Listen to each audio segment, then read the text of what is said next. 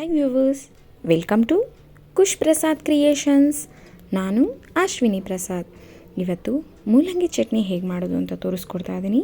ಮೂಲಂಗಿಯಲ್ಲಿ ಡಿಫ್ರೆಂಟಾಗಿ ಚಟ್ನಿಗಳನ್ನ ಮಾಡ್ಬೋದು. ಒಂದೊಂದು ರೀತಿಯಾಗಿರುವಂತಹ ಟೇಸ್ಟ್ನ ಕೊಡುತ್ತೆ. ನಾನು ಆಲ್ರೆಡಿ 2 ಥರ ಹೇಗೆ ಮಾಡೋದು ಅನ್ನೋದನ್ನು ನಾನು ಅಪ್ಲೋಡ್ ಮಾಡಿದ್ದೀನಿ. ಇದು ಇನ್ನೊಂದು ಥರ ಡಿಫ್ರೆಂಟಾಗಿ ಆಂಧ್ರ ಸ್ಟೈಲಲ್ಲಿ ಹೇಗೆ ಮಾಡೋದು ಅನ್ನೋದನ್ನು ತೋರಿಸ್ಕೊಡ್ತಾ ಇದ್ದೀನಿ. ಮೂಲಂಗಿ ಪಚ್ಚಡಿ ಅಂತಲೂ ಸಹ ಹೇಳ್ಬೋದು. ಇದನ್ನು ಹೇಗೆ ಮಾಡೋದು ನೋಡೋಣ. ಈಗ ಒಂದು ಪ್ಯಾನ್ ಇಟ್ಕೊಂಡು ಅದಕ್ಕೆ 1 ಸ್ಪೂನಷ್ಟು ಕಡಲೆಬೇಳೆನ ಹಾಕ್ಕೊಳ್ತಾ ಇದ್ದೀನಿ. ಇದನ್ನು ಸ್ವಲ್ಪ ಫ್ರೈ ಮಾಡ್ಕೋಬೇಕು. ನಂತರ ಇದಕ್ಕೆ 1 ಸ್ಪೂನಷ್ಟು ಧನಿಯಾನ ಹಾಕ್ಕೊಳ್ತಾ ಇದ್ದೀನಿ. ಇದಕ್ಕೆ ಧನಿಯಾ ಪುಡಿ ಹಾಕ್ಕೊಳ್ಳೋದಕ್ಕಿಂತ ಧನಿಯಾ ಹಾಕ್ಕೊಂಡ್ರೇ ತುಂಬ ಟೇಸ್ಟು ಚೆನ್ನಾಗಿರುತ್ತೆ.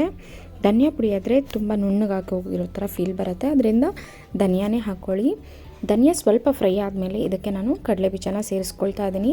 ಇಲ್ಲಿ 2 ಸ್ಪೂನಷ್ಟು ಕಡಲೆ ಬೀಜನ ಹಾಕ್ಕೊಳ್ತಾ ಇದ್ದೀನಿ.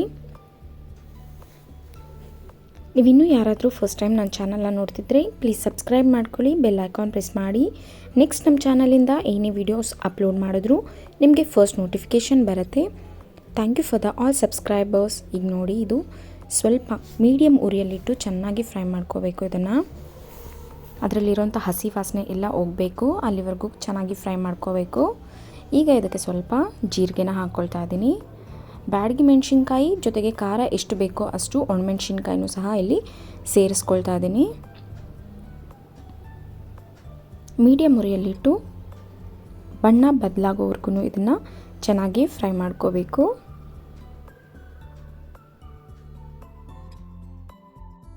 ಈಗ ನೋಡಿ, ಇದು ಬಣ್ಣ ಚೇಂಜ್ ಆಗಿದೆ. ಕಡಲೆ ಬೀಜ ನೋಡ್ದಲ್ಲೇ ಗೊತ್ತಾಗುತ್ತೆ. ಈಗ ಇದನ್ನು ಸೈಡ್ಗೆ ಎತ್ತಿಟ್ಕೊಳ್ಳೋಣ, ತಣ್ಣಗಾಗ್ಲಿಕ್ಕೆ ಇಡೋಣ. ಈಗ ಇದೇ ಪ್ಯಾನ್ಗೆ 2 ಟೀ ಸ್ಪೂನಷ್ಟು ಎಣ್ಣೆನ ಹಾಕ್ಕೊಳ್ತಾ ಇದ್ದೀನಿ. ಈಗ ಇದಕ್ಕೆ ಬೆಳ್ಳುಳ್ಳಿ ಸ್ವಲ್ಪ ಜಾಸ್ತಿನೇ ಹಾಕ್ಕೊಂಡ್ರೂ ಚೆನ್ನಾಗಿರುತ್ತೆ. ಈಗ ಇದಕ್ಕೆ 1 ಈರುಳ್ಳಿನ ಸೇರಿಸ್ಕೊಳ್ತಾ ಇದ್ದೀನಿ. ಇವೆರಡನ್ನು ಚೆನ್ನಾಗಿ ಕಲಿಸ್ಕೋಬೇಕು.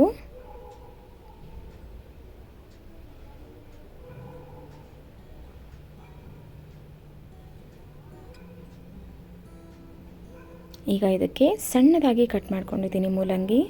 ಈ ರೀತಿಯಾಗಿ ಸಣ್ಣದಾಗಿ ಕಟ್ ಮಾಡಿಕೊಂಡ್ರೆ ತುಂಬ ಚೆನ್ನಾಗಿ ಬೇಯುತ್ತೆ, ಜೊತೆಗೆ ಹಸಿ ವಾಸನೆ ಅನ್ನೋದು ಇರೋದಿಲ್ಲ.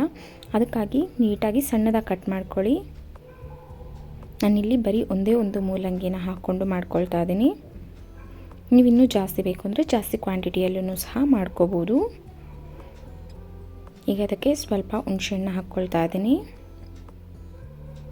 ಹುಣಸೆಹಣ್ಣ ನೆನೆಸಿ ಹಾಕ್ಕೊಳ್ಳೋದಕ್ಕಿಂತ ಈ ರೀತಿ ಫ್ರೈಯಲ್ಲೇ ಹಾಕ್ಕೊಂಡಾಗ ನೀರನ್ನೋದು ಹಾಕೋ ಅವಶ್ಯಕತೆ ಇರೋದಿಲ್ಲ.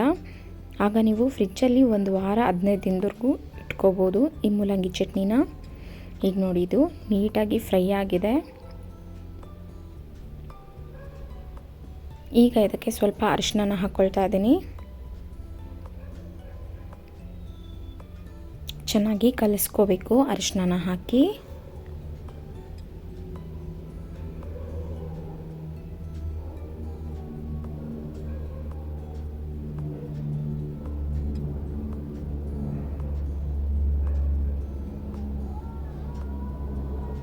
ಈಗ ಇದನ್ನು ತಣ್ಣಗಾಗಲಿಕ್ಕೆ ಸೈಡಲ್ಲಿ ಇಡೋಣ. ಈಗ ಮೊದಲೇ ಏನು ಹುರ್ಕೊಂಡಿದ್ವಿ ಕಡಲೆ ಬೀಜ ಕಡಲೆಬೇಳೆ, ಅದನ್ನು ತಣ್ಣಗಾದ ನಂತರ ಮಿಕ್ಸಿ ಜಾರ್ಗೆ ಸೇರಿಸ್ಕೊಳ್ತಾ ಇದ್ದೀನಿ. ಈಗ ಇದನ್ನು ರುಬ್ಕೊಳ್ಳೋಣ.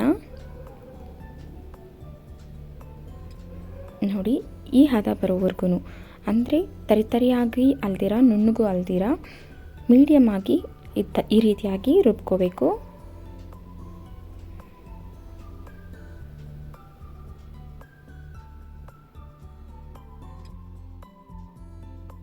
ಈಗ ಇದಕ್ಕೆ ತಣ್ಣಗಾಗಿರುವಂತಹ ಮೂಲಂಗಿನ ಹಾಕ್ಕೊಳ್ತಾ ಇದ್ದೀನಿ. ಸ್ವಲ್ಪ ತುಂಬ ತಣ್ಣಗಾಗೋ ಅವಶ್ಯಕತೆ ಏನಿಲ್ಲ, ಮೀಡಿಯಮ್ ಆಗಿರುವಾಗಲೇ ಹಾಕ್ಕೊಂಡ್ರೂ ನಡೆಯುತ್ತೆ.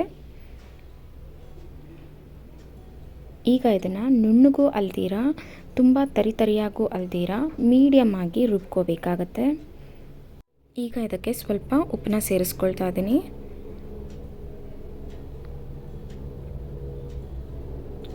ಸ್ವಲ್ಪ ಕೊತ್ತಂಬರಿ ಸೊಪ್ಪು,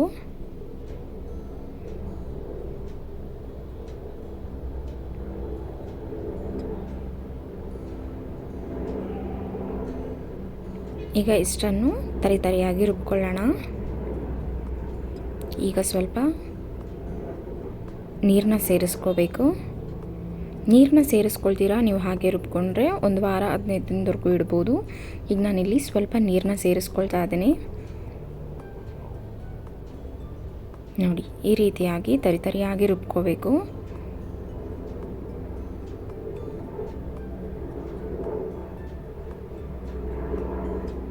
ನೀವಿನ್ನೂ ಯಾರಾದರೂ ಫಸ್ಟ್ ಟೈಮ್ ನನ್ನ ಚಾನಲ್ನ ನೋಡ್ತಿದ್ರೆ ಪ್ಲೀಸ್ ಸಬ್ಸ್ಕ್ರೈಬ್ ಮಾಡ್ಕೊಳ್ಳಿ.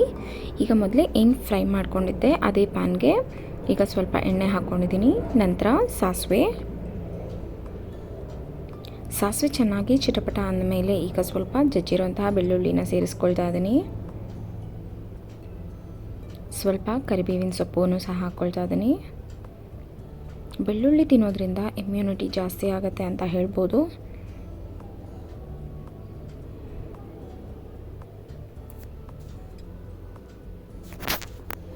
ಈಗ ನಾನು ಏನು ರುಬ್ಬಿಟ್ಕೊಂಡಿದ್ದೆ ಅದನ್ನು ಸರ್ವಿಂಗ್ ಬೌಲ್ಗೆ ಹಾಕ್ಕೊಂಡು ನಂತರ ಒಗ್ಗರಣೆನ ಸೇರಿಸ್ಕೊಂಡಿದ್ದೀನಿ. ನೋಡಿ ಎಷ್ಟು ಚೆನ್ನಾಗಿದೆ ಅಂತ. ದೋಸೆಗೆ, ಚಪಾತಿಗೆ, ಅನ್ನಕ್ಕೆ, ಮುದ್ದೆಗೆ ತುಂಬ ಚೆನ್ನಾಗಿರುತ್ತೆ. ಮೂಲಂಗಿ ಚಟ್ನಿ ದಿಢೀರಾಗಿ ಮಾಡ್ಕೋಬೋದು. ನೀವು ಈ ರೆಸಿಪಿನ ಫಸ್ಟ್ ಟೈಮ್ ನೋಡ್ತಿದ್ರೆ ಪ್ಲೀಸ್ ಒಂದು ಸಲ ಮನೇಲಿ ಟ್ರೈ ಮಾಡಿ ನೋಡಿ. ಹೇಗಿತ್ತು ಅಂತ ನಿಮ್ಮ ಒಪಿನಿಯನ್ನ ನಮಗೆ ಕಮೆಂಟ್ ಮೂಲಕ ತಿಳಿಸಿ. Thank you so much for all subscribers and thank you so much for watching.